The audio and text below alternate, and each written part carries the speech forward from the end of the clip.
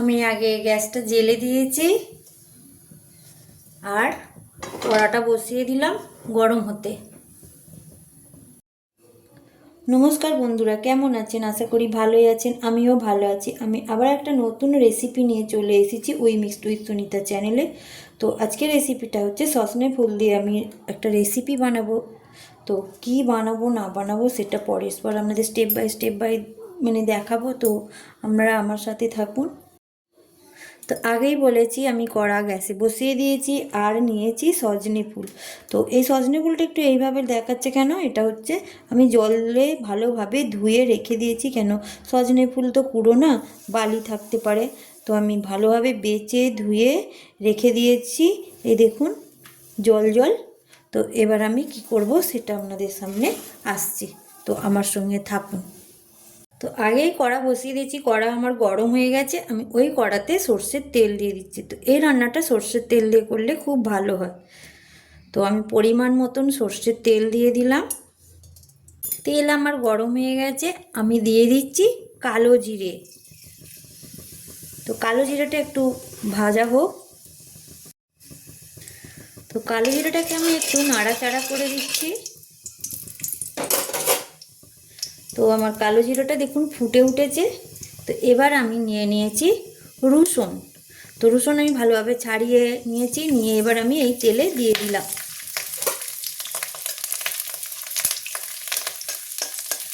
তো রসুনটাকে একটু ভালোভাবে লাল লাল করে ভাজা ভাজা করে নেব। তো আমার রসুনটা লাল লাল ভাজা ভাজা হয়ে গেছে, তার সাথে দিচ্ছি পেঁয়াজ কুচি।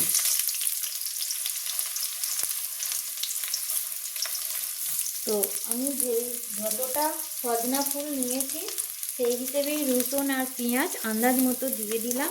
তো আপনাদের যতটা সজনা ফুল থাকবে সেই হিসাবেই আপনারা রসুন পেঁয়াজটা নেবেন। তো বন্ধুরা, সজনা ফুল তো অনেক রকম করেই খেয়েছেন, বড়া খেয়েছেন, ভাজা খেয়েছেন বা তরকারি খেয়েছেন। তো আমি একরকম করে সজনা ফুল করছি, সেটার নাম হচ্ছে সজনা ফুল বাটা। তো একবার বন্ধুরা এইভাবে করে খেয়ে দেখুন, আমি গ্যারেন্টি দিচ্ছি এই রেসিপিটা আপনাদের খুব ভালো লাগবে। তো আমি এই পেঁয়াজটাকে আরও ভালোভাবে ভেজে নেব। এবার আমি দিয়ে দিচ্ছি 3টে কাঁচা লঙ্কা। তো আমরা ঝাল কম খাই বলে কাঁচা লঙ্কার পরিমাণটা কম দিলাম। তো আপনারা যদি ঝাল বেশি খেতে চান সেই পরিমাণে আপনারা কাঁচা লঙ্কাটা বাড়িয়েও দিতে পারেন বা ঝাল না খেলে কমিয়েও দিতে পারেন। তো আমি এবার কাঁচা লঙ্কা, পেঁয়াজ, রসুন, কালো জিরে একসাথে ভালোভাবে ভেজে নেব। তো আমার পেঁয়াজ রসুনটা ভালোভাবে ভাজা হয়ে গেছে, তার সাথে আমি দিয়ে দিচ্ছি এই চিংড়ি মাছ। তো আমি এই চিংড়ি মাছটা আগে থাকতে ধুয়ে বেছে নুন হলুদ মাখিয়ে রেখেছি। আর চিংড়ি মাছের পিঠে একটা কালো সুতোর মতন থাকে, সেইগুলো সব পরিষ্কার করে নিয়েছি। আমি এবার এই চিংড়ি মাছটা কড়াতে দিয়ে দিলাম। আমি এবার চিংড়ি মাছটাকেও এর সাথে ভেজে নেব। তো একটু ভালো করে ভেজে নিই, কেন এটা যেহেতু বাটা হবে সজনা ফুলের, তো মাছটা হালকা ভাজলে হবে না, একটু ভালোভাবে ভাজতে হবে, নাহলে এর কাঁচা গন্ধটা থেকে যাবে।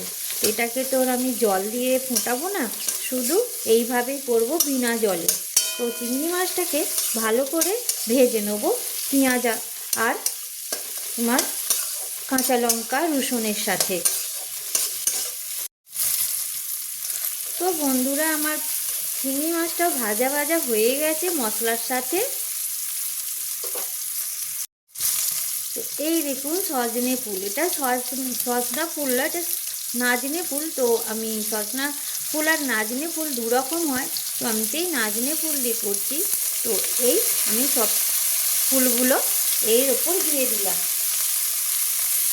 তো সব ফুলগুলো আমি এর ওপর দিয়ে দিই।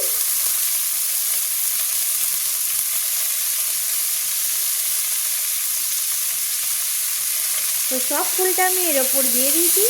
দিয়ে এবার আমি এই আগে যে মশলাটা করেছি চিংড়ি মাছ দিয়ে, পেঁয়াজ, তারপরে রসুন, কালো জিরে, কাঁচা লঙ্কা, সেগুলো এবার এর সাথে ভালোভাবে ভেজে নেব।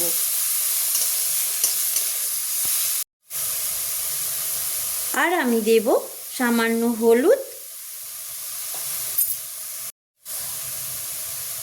আর দিচ্ছি স্বাদ অনুযায়ী নুন। তো আপনারা নুনটা বুঝে দেবেন আন্দাজ মতো কতটা লাগবে। আমি আমার যতটা কোয়ান্টিটি সেই হিসেবে আমি নুনটা দিলাম। আমি এবার এই নুন হলুদ দিয়ে এটাকে ভালোভাবে মিশিয়ে নেব বা ভেজে নেব।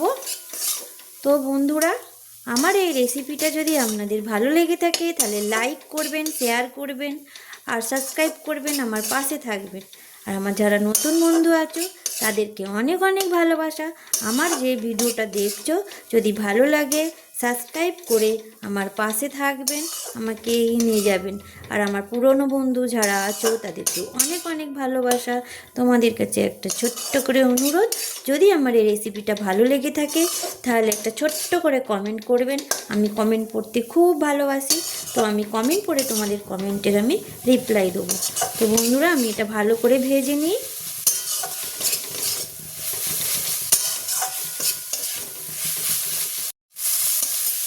তো বন্ধুরা, এই রেসিপিটাতে বেশি কিছু মশলা লাগে না, একদম সামান্য মশলা।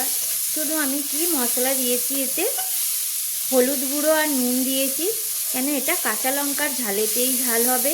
তো যে যেমন ঝাল খাবেন সে সেই হিসাবেই কাঁচা লঙ্কা দেবেন। তো আমি এটা ভালো করে ভাজা ভাজা করে নিই। তো বন্ধুরা, আমার সজনে ফুলটা ভাজা ভাজা হয়ে গেছে। এবার এটাকে আমি নাবিয়ে নিচ্ছি। তো দেখুন, আমি এটাকে নাবিয়ে নিচ্ছি। তো এটা এখনও তৈরি হয়নি, এটাকে নাবিয়ে নিয়ে কি করব সেটা বলছি, আপনারা আমার সাথে থাকুন। তো পরপর কি হচ্ছে সেটাও জানতে পারবেন। তো আমি সজনে ফুল নাবিয়ে নিয়েছি, গ্যাসটা অফ করে দিলাম। আর এই দেখুন, সজনে ফুল, চিংড়ি মাছ, পেঁয়াজ, রসুন সব ভাজা হয়ে গেছে। এবার এটাকে আমি বাটবো। তো চলুন আমার সাথে। তো বন্ধুরা, আমি শিলনোড়া নিয়ে নিয়েছি, আর এই যে সজনে ফুলটাকে ভেজে নিয়ে এসেছিলাম, এবার আমি এটাকে শিলনোড়ার ওপরে রেখে দিলাম।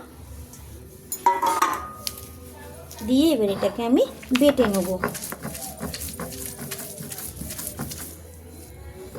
তো বন্ধুরা, আমি ততক্ষণ এটাকে বেটে নিই।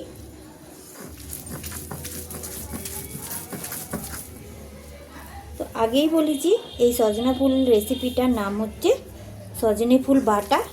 তো আমি এটাকে এখন বাটবো। 1 মিনিট। তো বন্ধুরা, আমার সজনা ফুল বাটা হয়ে গেছে। তো আমি এবার এটাকে তুলে নিচ্ছি।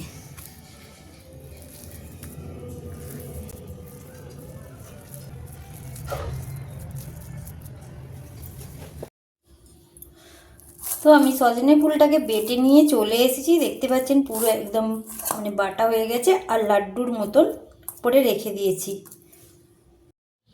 তো এর ওপর আমি একটু কাঁচা সর্ষের তেল ছড়িয়ে দিচ্ছি, অল্প করে দিলাম কাঁচা সর্ষের তেল। তো বন্ধুরা, দেখতে পাচ্ছেন একদম কম মশলায় আর কম সময়ে সজনে ফুল বাটা করে ফেললাম। তো সজনে ফুলের অনেক রকম করেই খেয়েছেন, একবার এইভাবে করে খেয়ে দেখবেন, ট্রাই করবেন। বন্ধুরা, আমার সজনে ফুল বাটা রেডি। তো কেমন হলো বলবেন।